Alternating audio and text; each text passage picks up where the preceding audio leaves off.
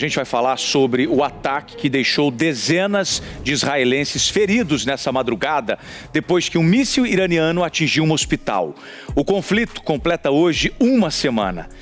Nós vamos conversar com o nosso correspondente Sérgio Uti, que ao vivo de Londres tem todas as informações. Boa tarde, Uti. Boa tarde, Darlison. Boa tarde a todos aí no Brasil. Bom, Israel alegou que um míssil atingiu em cheio um hospital que se chama Soroka, que fica em Beerseba, no sul de Israel. Foi um impacto direto, segundo o governo israelense, que deixou dezenas de feridos, cerca de 40 feridos no hospital, nenhum morto. Esse ataque foi resultado de uma série de mísseis lançados pelo Irã nessa manhã, na manhã de hoje, que atingiu também um prédio no centro de Tel Aviv.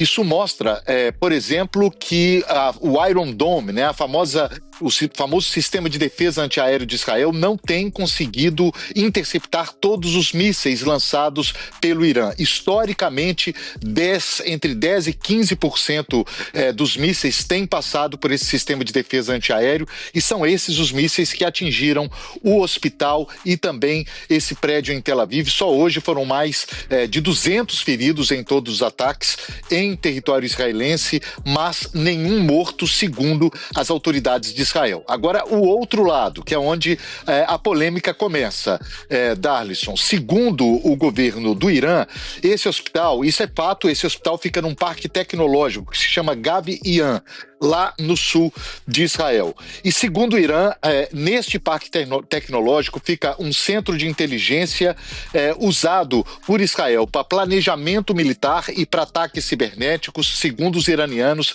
este era o alvo.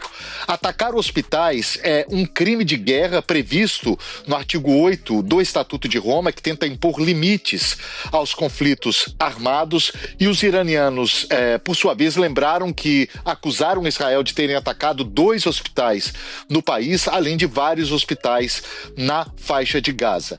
No campo diplomático, a coisa também está muito quente. O ministro da Defesa de Israel, que se chama Israel Katz, disse hoje que o país está defendendo a morte, a eliminação do líder supremo do Irã, o Ayatollah Ali Khamenei. Há um movimento nos bastidores aqui na Europa para que França, Alemanha e Reino Unido, eles devem se encontrar com autoridades iranianas amanhã para tentar uma solução, mas todos ficam na dependência dos Estados Unidos, onde está o grande ponto de interrogação hoje. Vai agir ou não vai agir? Os Estados Unidos são o único que tem uma bomba que é capaz de penetrar uma das bases nucleares mais secretas do Irã, fica a quase 100 metros de profundidade. Os Estados Unidos têm essa bomba, são os únicos países, é o único país que tem essa bomba capaz de penetrar nessa profundidade e o único avião que é capaz de transportar essa bomba.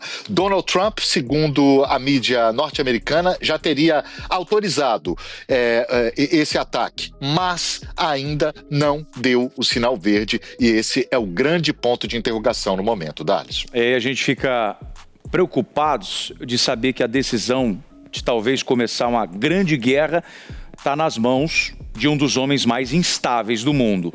Ô Sérgio, eu aproveito para dizer que vários líderes globais estão sugerindo aos seus compatriotas que deixem essa zona de guerra. Como é que está a relação do Brasil e os brasileiros que vivem em Israel e no Irã?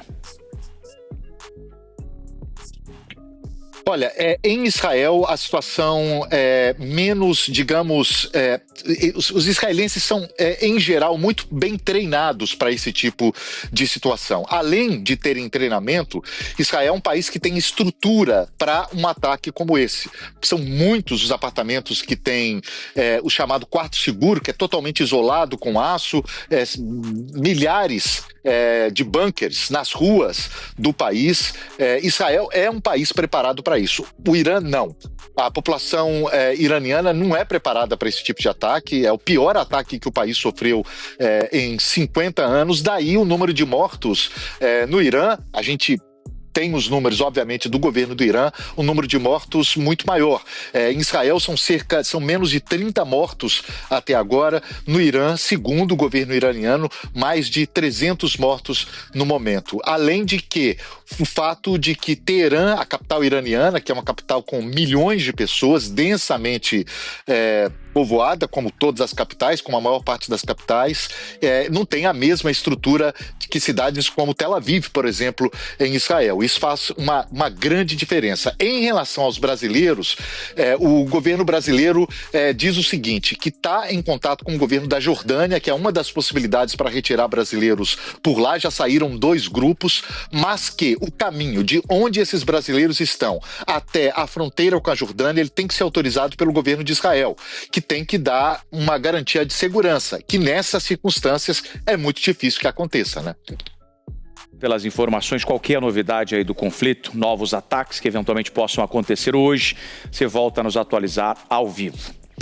SBT News, o maior canal de notícias do YouTube.